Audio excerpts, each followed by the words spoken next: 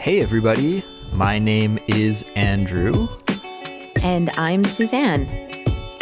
And you're listening to Culips.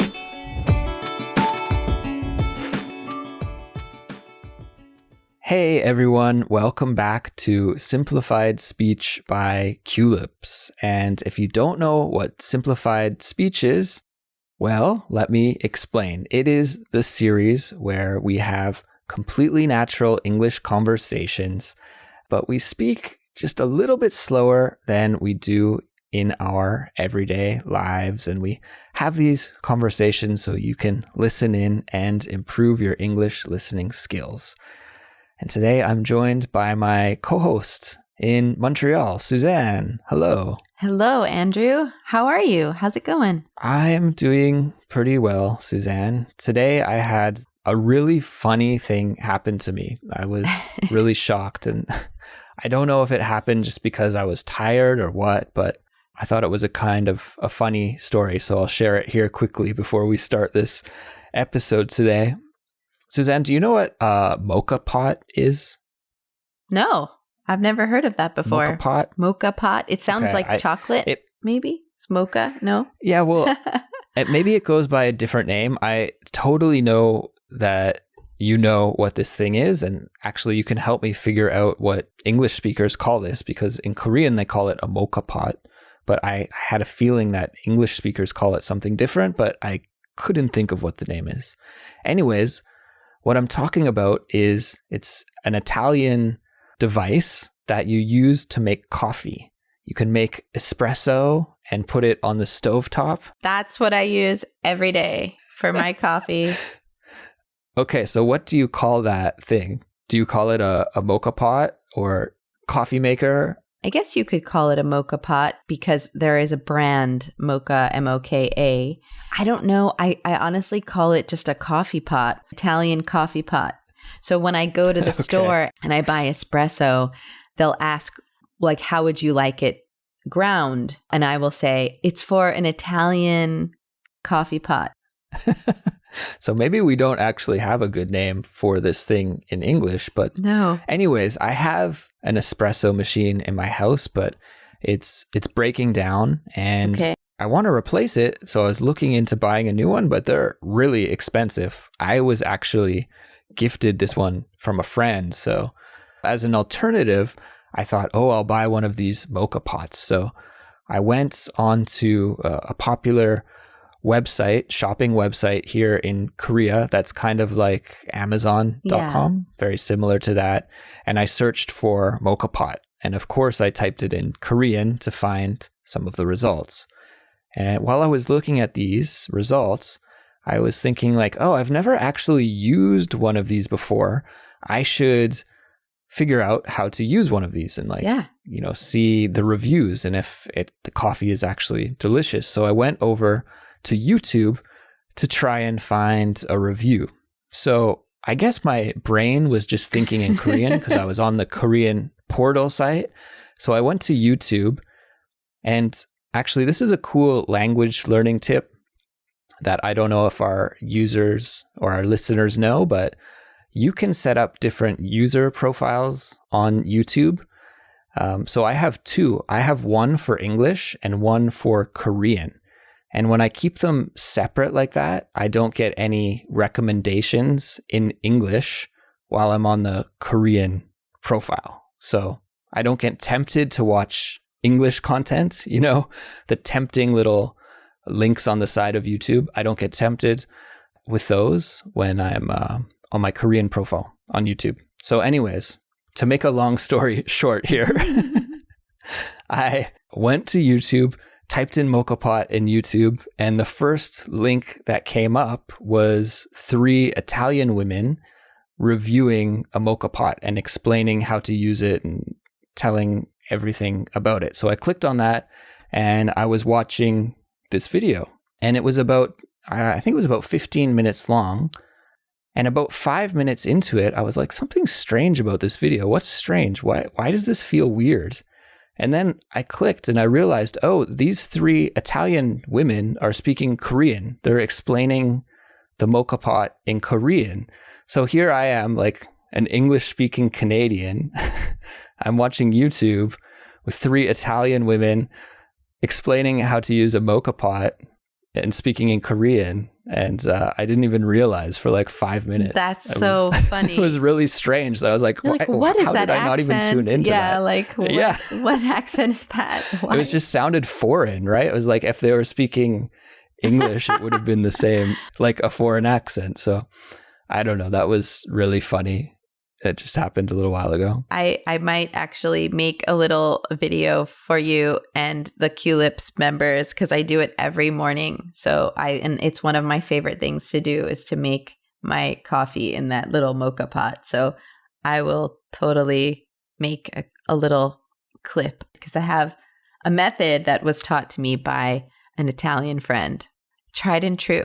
Well, I will stay tuned for the coffee tutorial from you. Yeah. Sounds very good. But Suzanne, we are not going to talk about coffee today. I think we've talked about that in a previous episode. So actually what I did for today's episode is I went on to Instagram and I asked our followers what they would like us to talk about. And we got lots of really interesting ideas ranging from basic, like some of the ones that we're going to talk about today, all the way up to like really, really advanced things that I don't even know how to talk about, like Russian literature.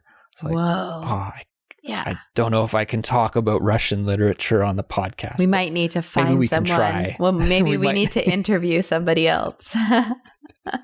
Right. But we did get a very good suggestion from a user named Wintersleep on Instagram who would like us to talk about animals. And I know you're an animal lover, and I'm fascinated by animals as well. So, Suzanne, how about we talk about animals today? Does that sound okay? That sounds great. Yeah. All right. That sounds great. But just before we get started, I do want to let everyone know that there is a study guide available for this episode. So guys, if you want to study along with the study guide, and we highly recommend that you do, just visit our website, culips.com, and you can give it a download. Yeah.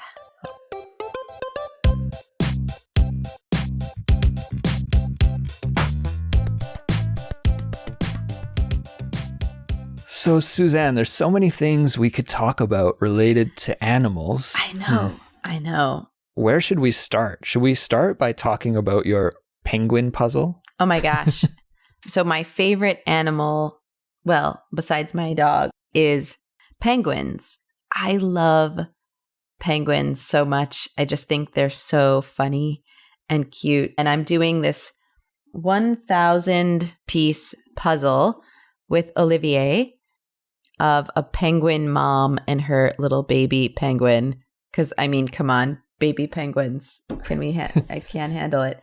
But what is super interesting, I've been watching on Netflix Our Planet, and they talk about the grasslands and the jungles and things like that, and the rainforests, and they go to like different places and Antarctica and all over, and they show the different wildlife and kind of also how climate change is affecting them. And yeah, it's just a nature documentary, right?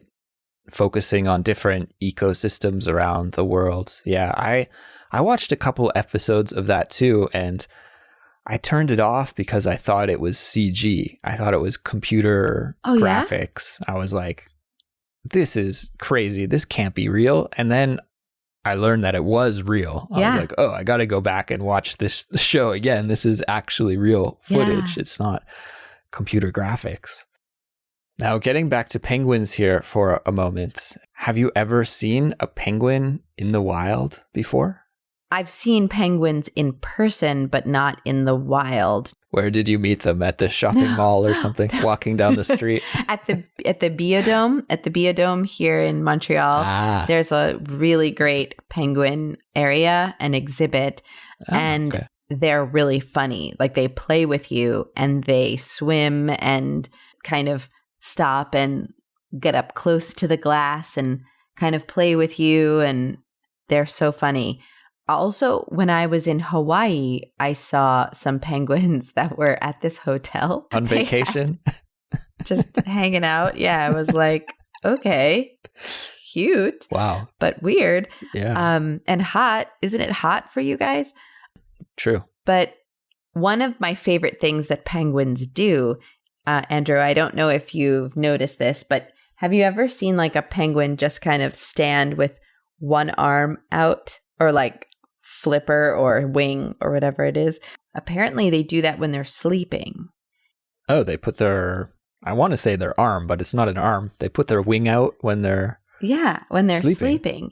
And what's funny is I asked the nature specialist or whatever, penguin researcher near the penguin exhibit at the Biodome, and he said, well, do you know when you're sleeping and you get hot and you put like one leg outside of the covers? And I'm like, yeah, all the time.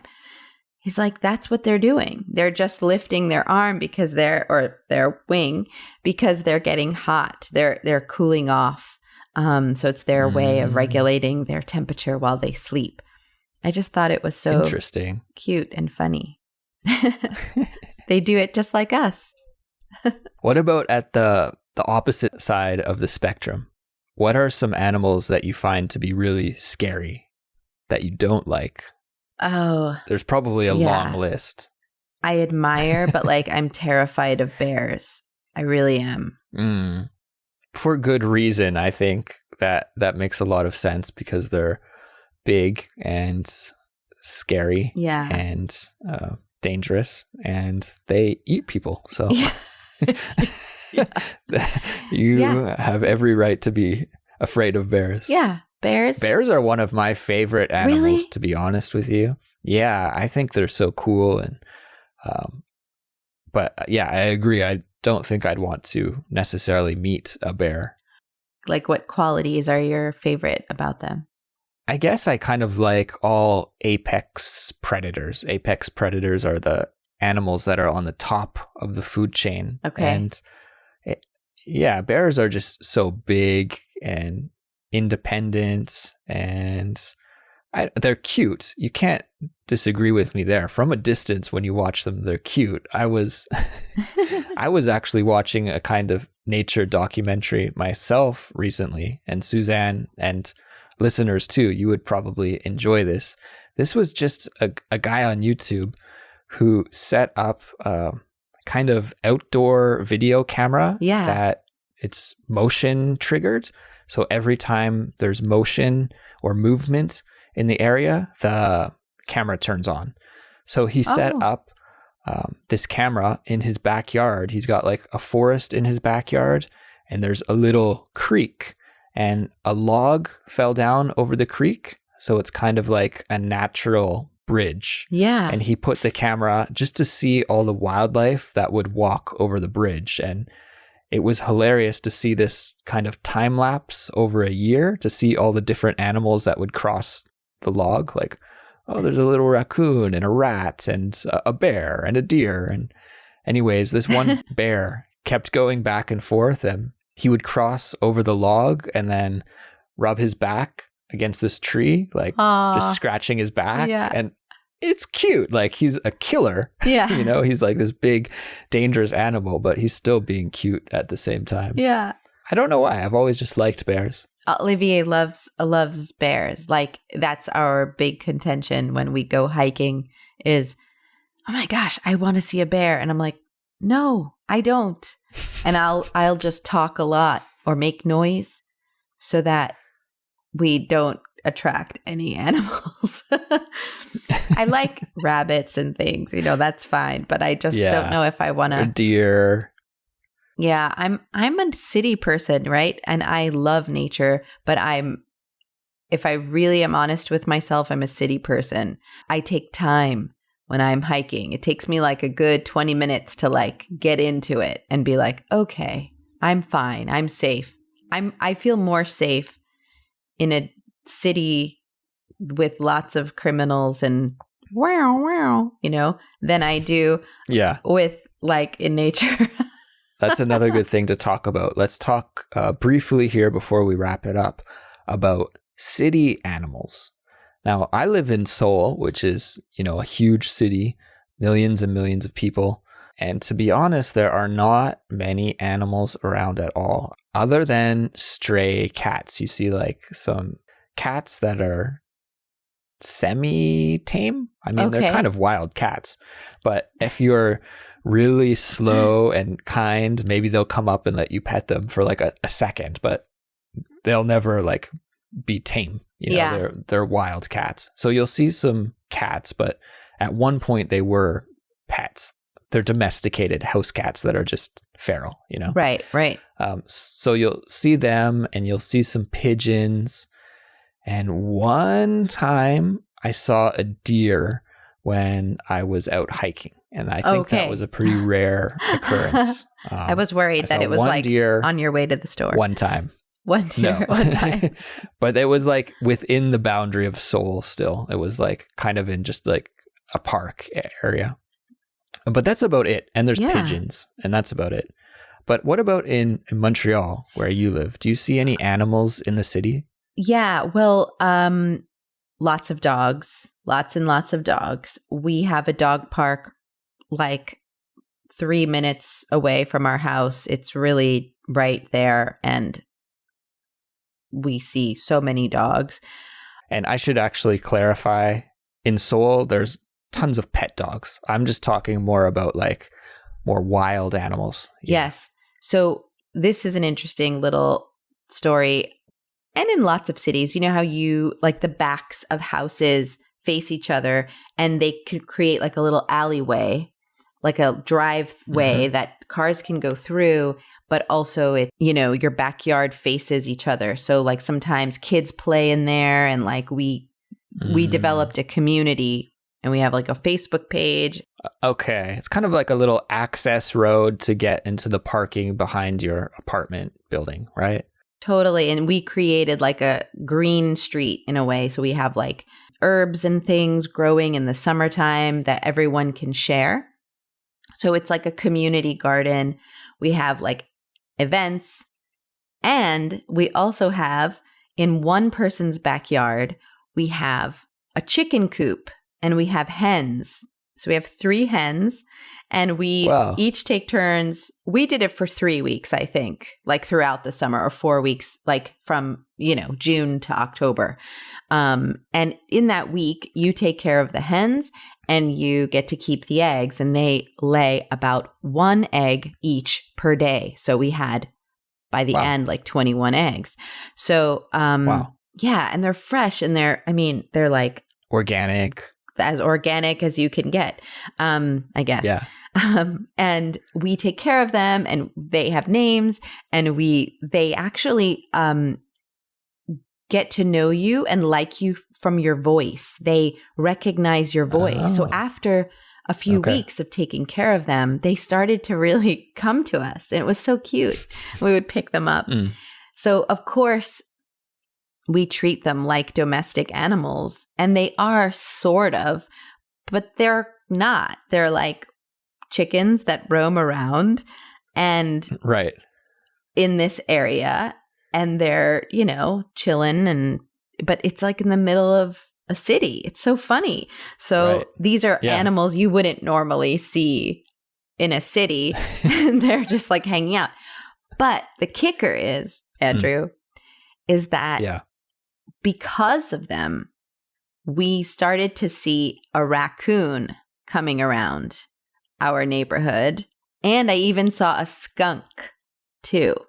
So we started seeing like kind of animals that maybe would be more in the suburbs, or more in like, not necessarily completely in the forest, but more in like the outskirts of town, not necessarily in the city. So that was a little weird to see on my dog walk, like, that's a skunk, and I'm going in the opposite direction because that is going to spray my dog, and that smell will last for weeks, and I'm not having it. So Scoshi started to growl. He was like, because it looked like a cat. He didn't know what it was.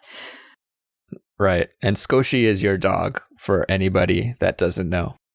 Yeah. So it's definitely fun for us to feel like we're not in the city for a few minutes a day and be with these chickens. So other than that, though, I've never seen a wolf or, anything that wild.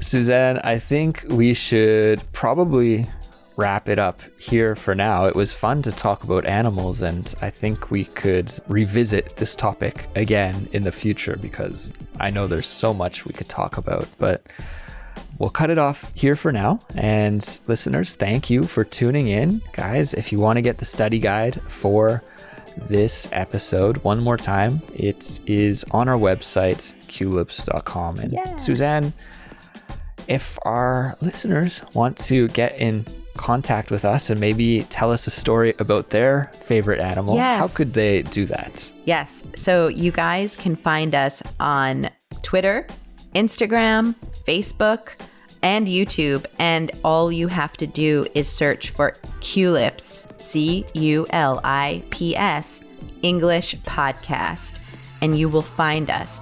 Please follow us there, and please keep in touch with us and let us know in the comments your favorite animal and why. And if you have any questions or maybe ideas for future episodes or suggestions, you can always contact us at contact@culips.com. Exactly. And thanks again to Winter Sleep for the animal suggestion. It was fun to talk about. All right, guys, that's it for us for now. We'll be back soon with another brand new Culips episode, and we'll talk to you then. Goodbye. Bye.